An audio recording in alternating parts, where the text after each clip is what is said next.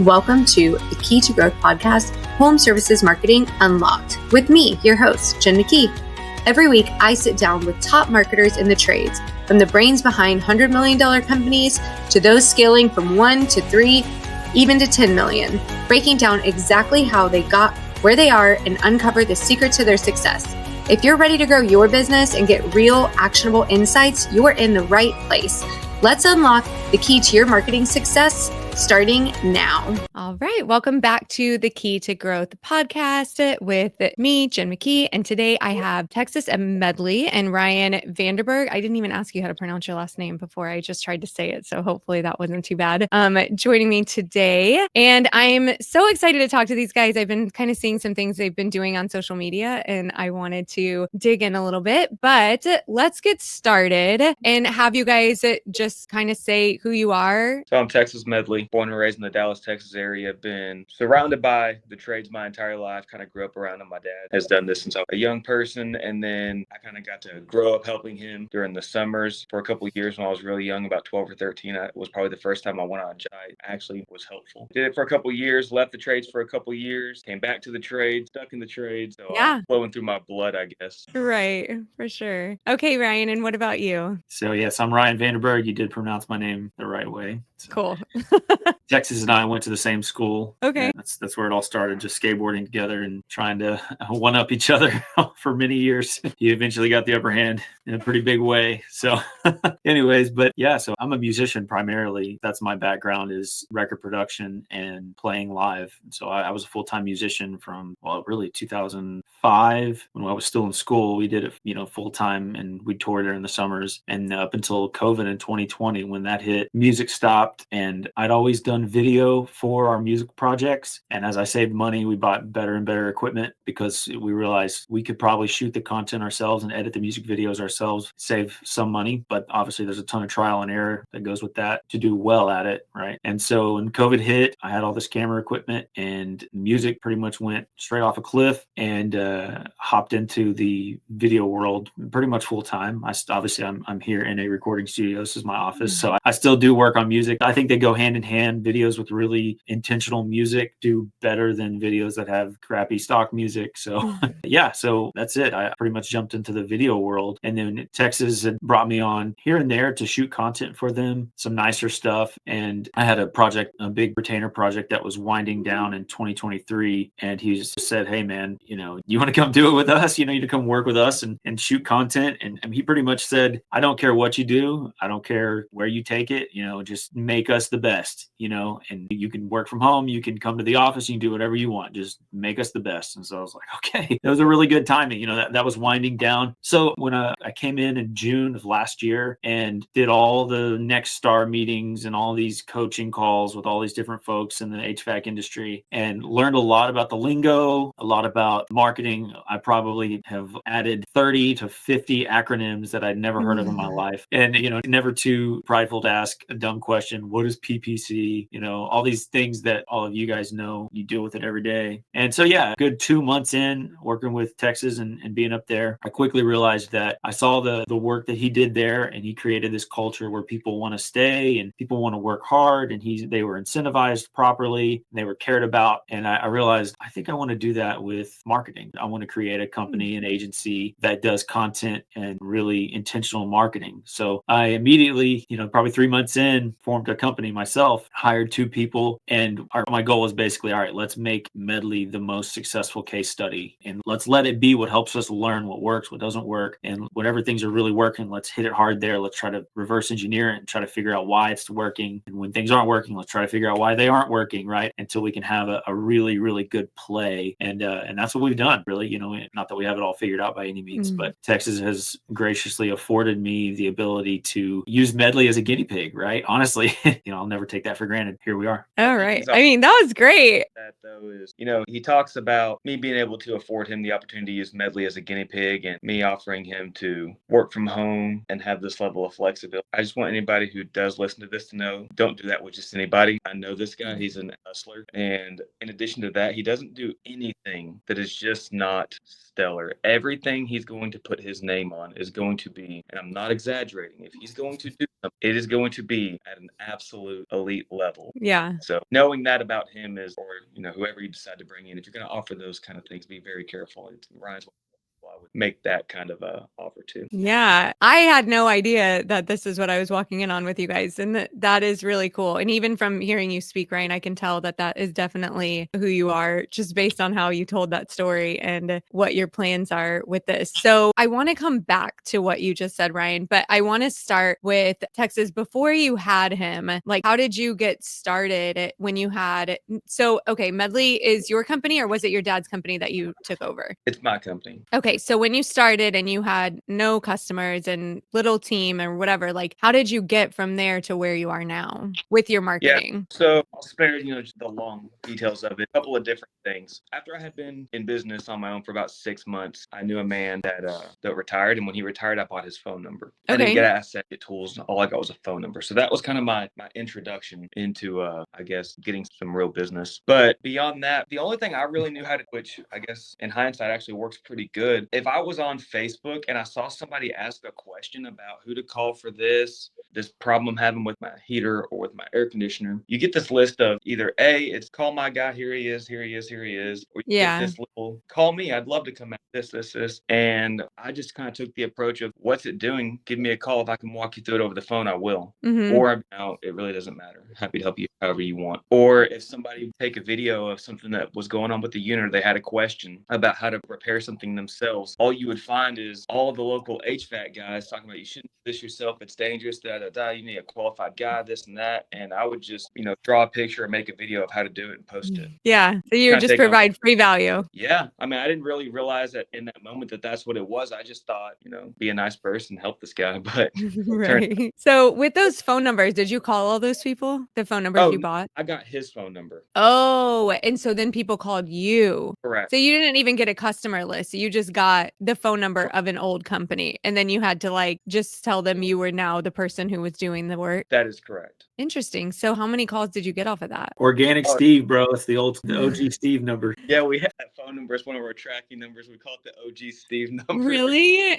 Okay, so people still call it. Yeah. That's so funny. Wow. Okay, that's cool. So you started utilizing Facebook totally free. Didn't even take too much of your time, just going into were these local groups that you were a part of? I mean, easy, free. And then what did you do after that? I mean, that doesn't just get into $1 million business.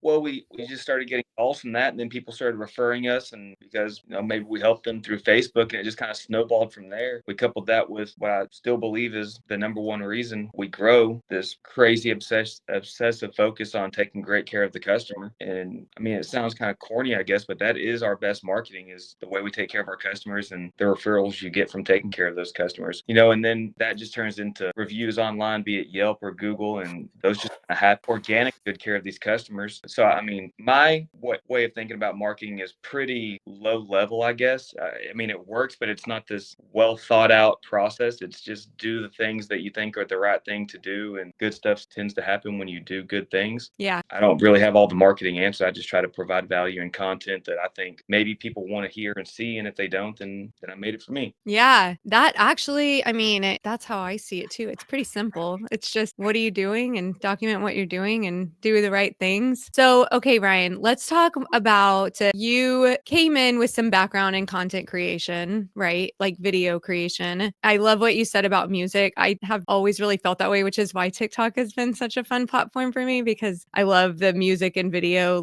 combination that goes on there. But tell me about what your goals and process currently look like with Medley. The biggest goal, I'd say, is to increase the company size exponentially, maybe, fivefold. That'd be great. If we could do that over the next, 5 years, maybe less, that'd be amazing to be able to take it to that level. For a lot of reasons, that's the goal. That's the heart of the company, is what inspired me to want to make my own company. And so I just have a desire for it to blow up. Just, man, this is a great company. It should blow up. And obviously obviously Texas is my homeboy, right? So it's like, yeah, he's extended the offer to me, and I was just like, I want to deliver. And so that's really the big goal. Like, what's the big goal? Just to for me, it's to blow the company up, to be the name that people think of in the DFW area when they think of HVAC and plumbing needs. It's all the great branding that we already know and love. Companies out there like Apple or McDonald's, things that we don't realize they're built into our DNA, into our heritage, into our culture. Where if I talk about the Golden Arch or whatever, we all know what that is, right? So it's like, how can we create Medley to be such a common thought when you think HVAC and plumbing? It's just like your brain immediately goes to Medley, right? So that's the goal. I don't remember your second question, but how do you plan on using marketing to reach that goal? What do you have anything that you guys are doing right now, like specific campaigns? I know you have some really cool stuff going on in the community, but like when you're looking at how you're going to make this, and obviously there's some other things that have already been put in place, right? I mean, there's some great operations, some great culture, great branding that you already have to work with. So now how are you getting that out into the area? Sure. I think you got to pull it back down to what is the heart of the brand you're working with. That's the first thing. Trying to make sure that it's represented properly in the digital world, in the print world, make sure everything's all aligned, right? So brand refinement, I think, is a really big thing. Last year, when I came on, I'm looking at the old Medley website, and you're looking at it, and you're just, when you see the site, it's not reflective of the company that you know, right? And so it's getting all of it aligned first, I think, is the first step, in my opinion, to align the brand so that anytime someone experiences the brand across all channels, it's the same and it evokes the same emotion and trust and all that stuff. So that's a very simple step theoretically, but takes a lot of time. You have to shoot a ton of content for that. In my view, you have to light it. You have to have a script. You have to have all these things. Once you build up all those assets, then you can distribute them accordingly across all the different channels. So what that looked like for us last October was a huge, what we call banner week. At my company, we call them banner films, content alignment and banner films. So we spent a full week, lots of weeks prior, pre-production, writing really fun commercials, high-end like TV film level commercials, right? And we shoot all this content over the course of a week at a rented Airbnb, hijack the Medley warehouse and change the lighting everywhere and put fog machines and, like really, really dress it up to make it look that when you go to the website, you see this, really stark cinematic film play right when you go to the Medley website. That's a very specific asset to the deliverable, the way we use that. So when I just say brand refinement, like there's a ton that goes involved. There's a ton that's involved with just that simple, that simple idea of brand refinement. It's not just like, oh, make sure your colors are right. That is part of it. That's like, they already had that. Thankfully, they went with I can't remember what company that you guys went with, Texas, but a very popular company that crushes logo and color and all that stuff. They already had that, but the rest of the assets that were lacking on websites and social media, they didn't have. So it's more about what's the heart of the brand. The heart of the brand is, man, it's hard to narrow down in so few words, but it's to piggyback on what Texas said. It's to give value and to be approachable, to be helpful. It's not flashy and prestigious. It's accessible. And so you got to create all your assets around those ideas and make sure that they work across all channels. So that's the first step. That's a kind of a long-winded way of saying all that. But and then the next thing is what's the voice of the brand and what kind of content can you create that gives people value? And that's it. The key. It's what you said is like, sound like you gave a bunch of people a bunch of value for free. Yes, that's it.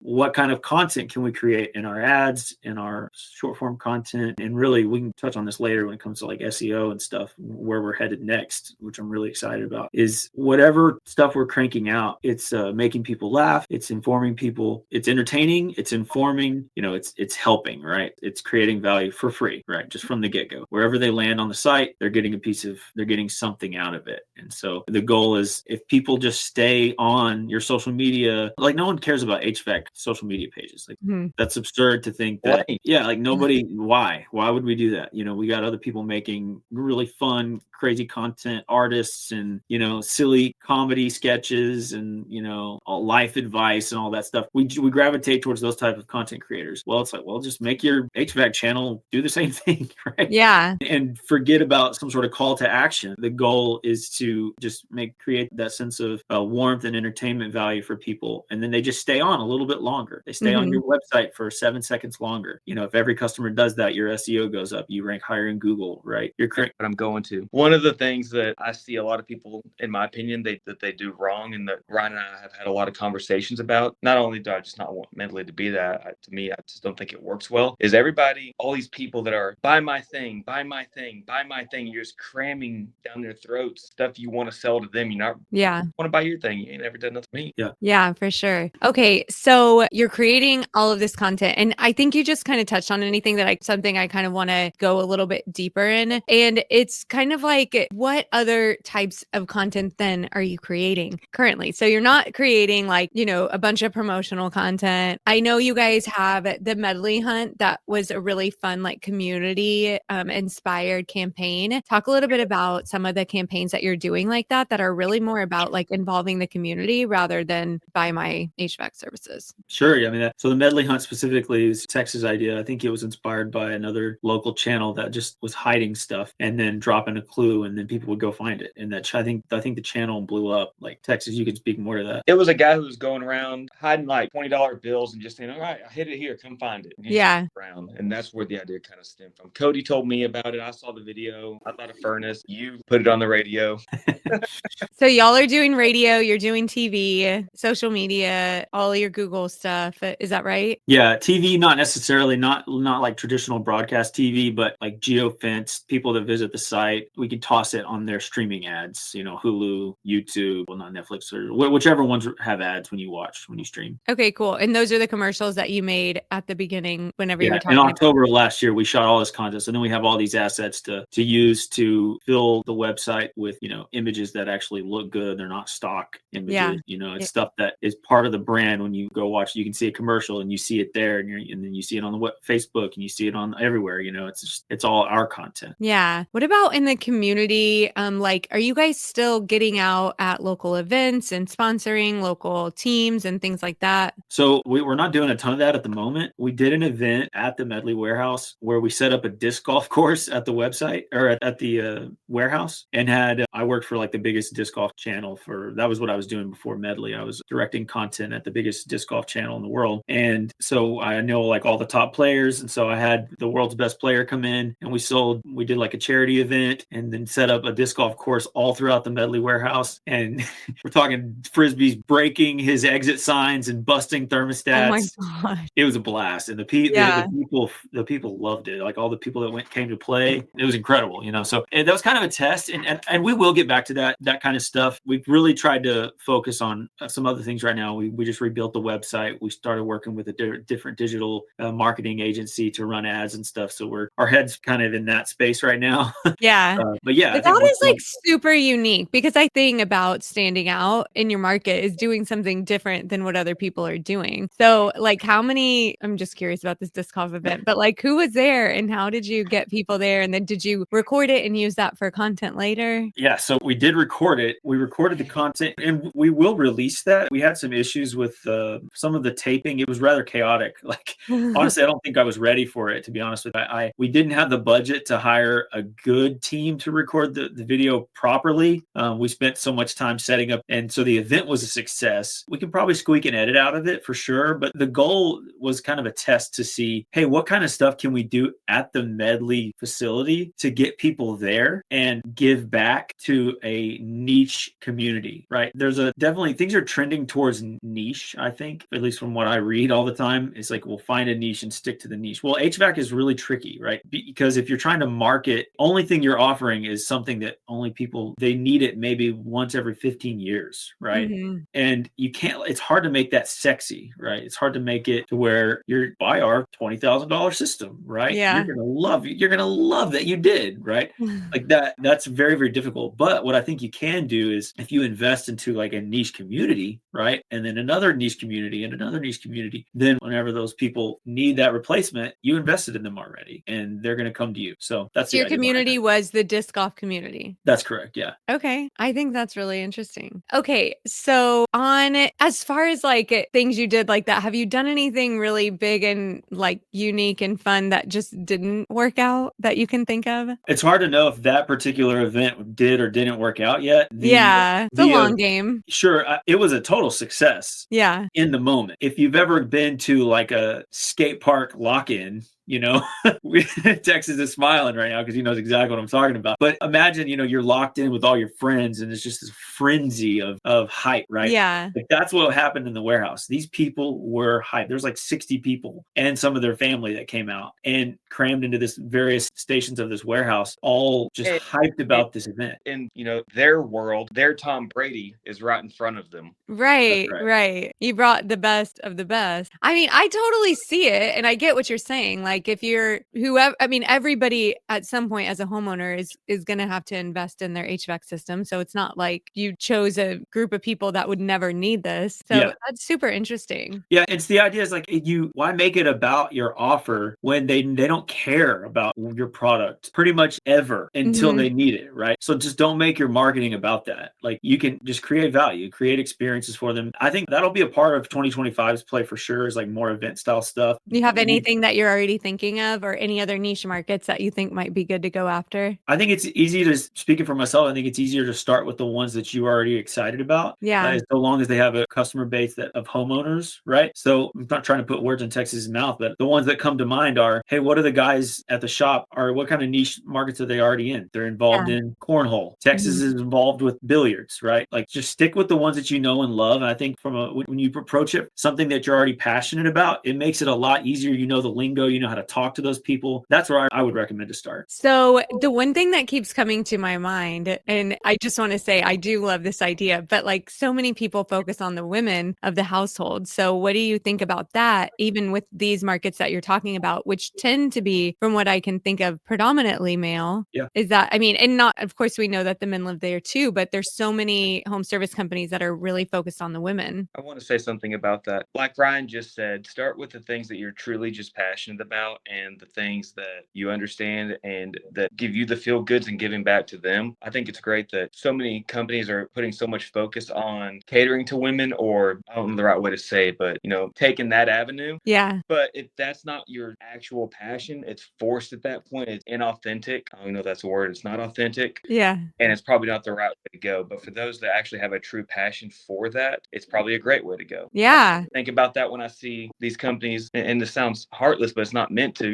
I think it's October, it's breast cancer awareness, and all. They want to make this big hype about it, but they don't make a big hype about it any other time of the year. Don't do it. The thing to do, because there's a real passion. I think that's where you see a lot of the benefits from, is when you're serving the people and the community that you're naturally drawn to, not that you think it's going to make you look good in some certain light, or maybe has the most to offer you if you were to get involved in that community.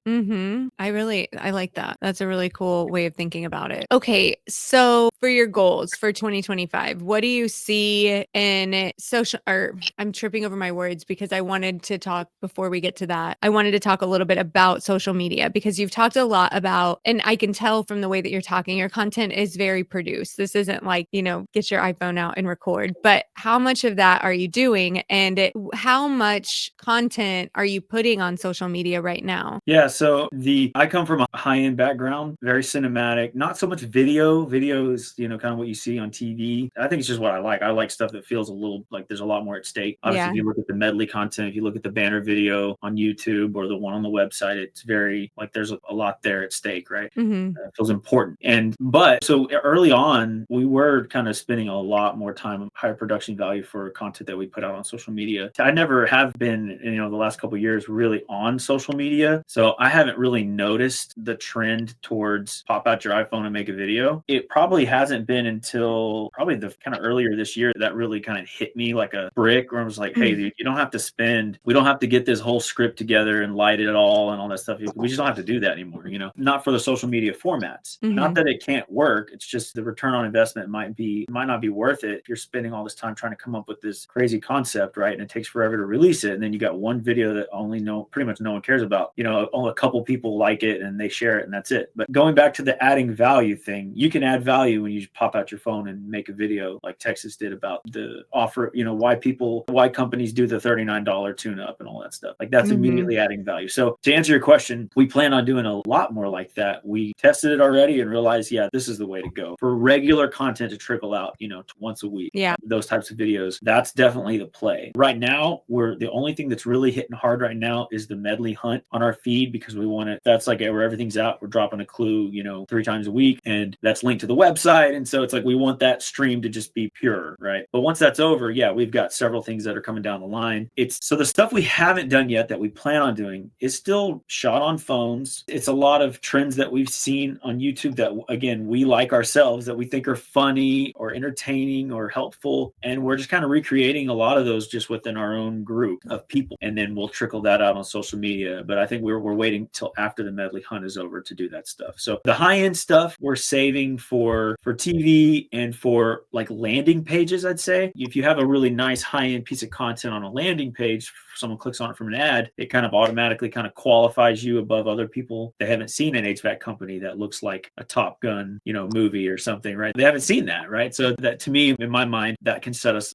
ahead from other people. But people don't need to see that necessarily all day throughout their social media feed. Really, they just want to laugh, they want to be informed, they want something that they get something out of. And you can do that with your phone real easily. Yeah. Okay. So now let's talk about your 2025 strategies, what you're looking at. So you have a goal to be a $50 million mom and pop fuel shop. Is that in 2025? Or is that our 10-year BHAG right now? Yeah, I don't think 2025 that'll happen. That'd be pretty impressive. Probably Right. get a heart attack if it happened that fast.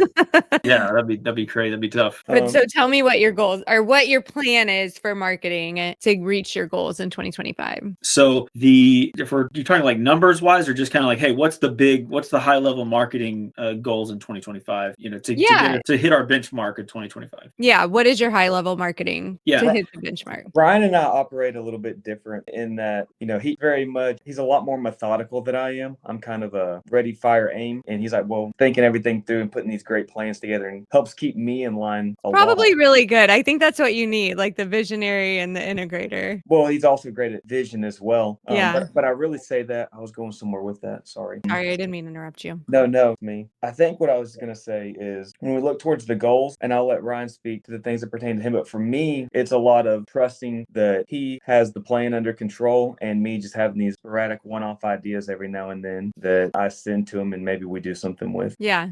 For me, it's, I look for new ways, be transparent, if that makes sense. I feel like our industry has a lot of, I don't want to say trickery or deceptiveness, but it's very much filled with how do you not answer questions directly or give people direct information. Yeah. And for me, it feels good to recognize that and just cut through all that, like the profit and loss video. No problem showing people what we make. Do you think that, so this is kind of your personal brand almost. Have you been putting some thought or energy into it, kind of building that out a little bit more? Or how have you seen it work for you so far? For my personal brand? Yeah, I mean, these videos that you create are really about who you are, which then help elevate the company, but it's definitely kind of on the line of it being your personal brand. Yeah, I mean, there's definitely, I guess, pass through from one to the other, back and forth. But for me, it's just building a company that I want to build. I don't have to build it like anyone else built it. I don't want to. I want to build it something I'm proud of. Yeah. Feel good about, and that somebody went to one of my friends or family's house and they didn't know I knew them. I don't have to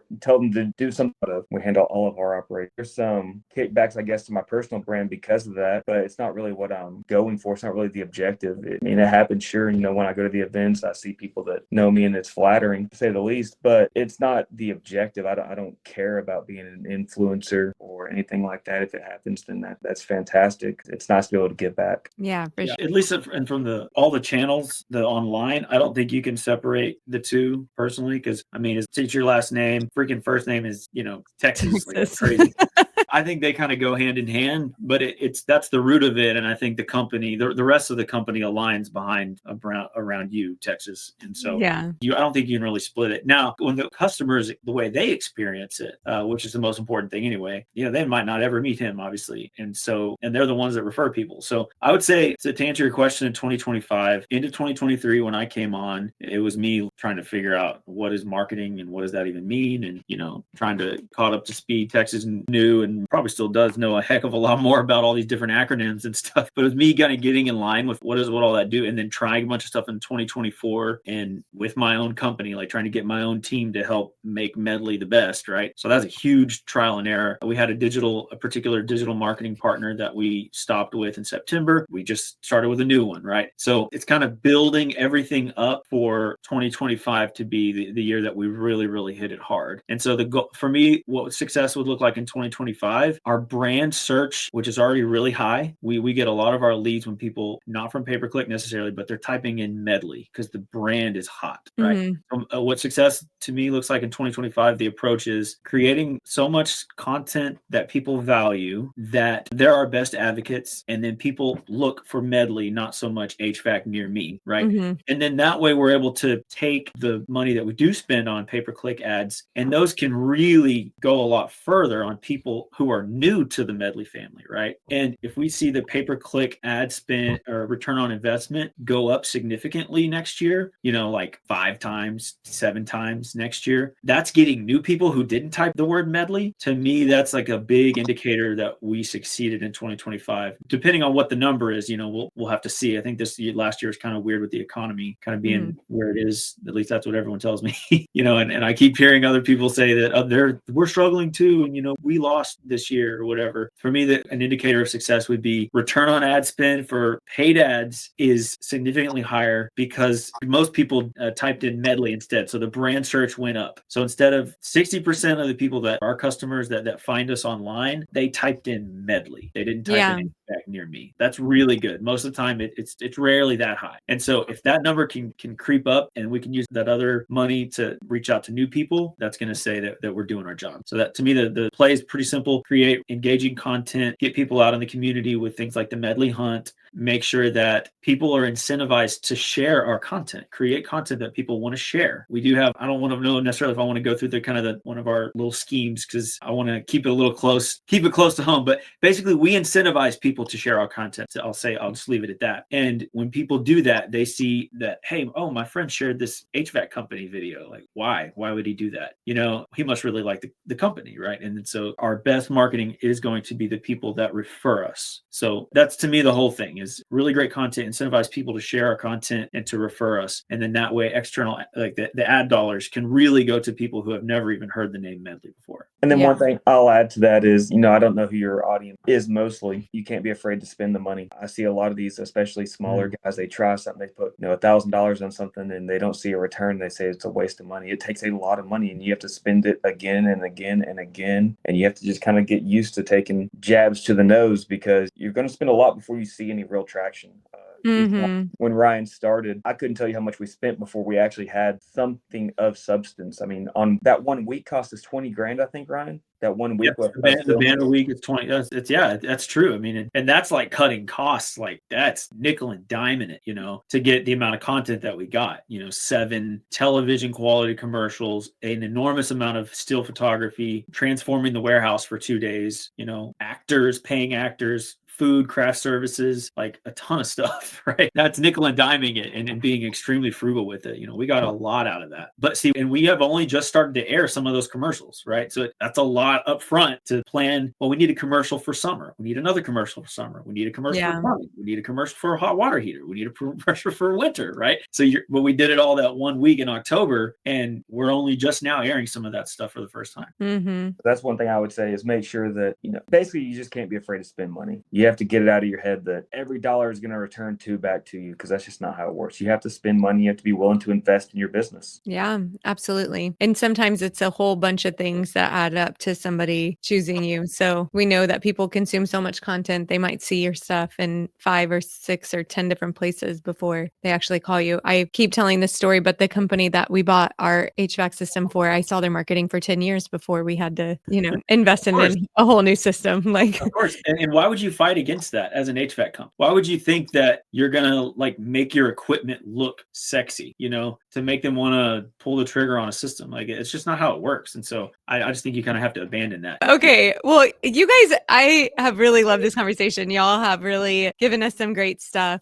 Before we go, I have one more question and try to answer it in just like 1 or 2 sentences. But what do you think the key to your marketing is? I think I know what ours is, and it's not something that crazy, at least from my perspective. It's just authenticity. We're putting out the stuff we want to put out. We're having fun doing it. We feel good about the work that we do. I feel good about the brand because I trust the brand myself. I believe in the brand, not just because it serves me well. I just believe the brand does good work in the community, honest work. It helps the people that work here. And so for me, I think the big thing is just being authentic and doing the stuff that makes me feel good about the business, and that turns into the business doing good work for others. Love that. Brian, do you have anything else to add? Sure. Can you ask your question one more time? What is the key to your success, the key to the marketing success for Medley? He wants to say him.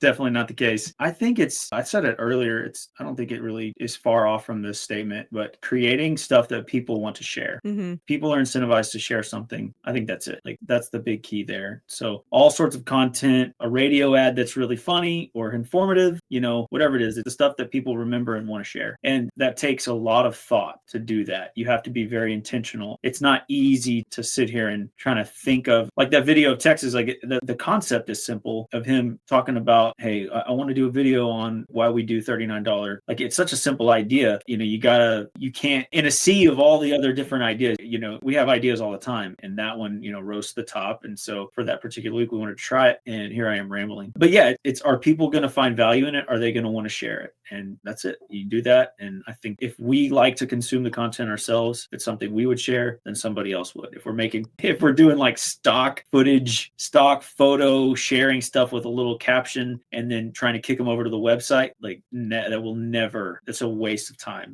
We turned all that stuff off earlier this year. And so we're just trying to make stuff that people want to share. That's pretty much it. Yeah, I love that. Well, thank you guys so much for your time today. I really enjoyed this. Well, we're going to put it in the description, but if you could tell everybody where they could find you, if you want to say your web links and your social media links and those types of things. You can check out our website. It's Rive, RIVE media.com. Where you'll find our work. You'll see Medley as a case study for the banner video, and you'll get to see a little bit about kind of what we do and how we treat video content. Love that. And what about the Medley content? Where can you find that? For all things Medley, just go to callmedley.com, first of all, and you'll see, a lot of the stuff that we're up to there. You'll see the Medley Hunt banner at the top, if we're still running it, which we probably will be by the time this is airing. Have another thing hidden out there. You can also check Medley out on Facebook, Instagram, YouTube. Just look up Medley Heating and Air Conditioning, Plumbing, or go to Call Medley and follow the social media links that are on the pages. Awesome. All right. Well, now I'll say it again, but thank you guys so much for joining me.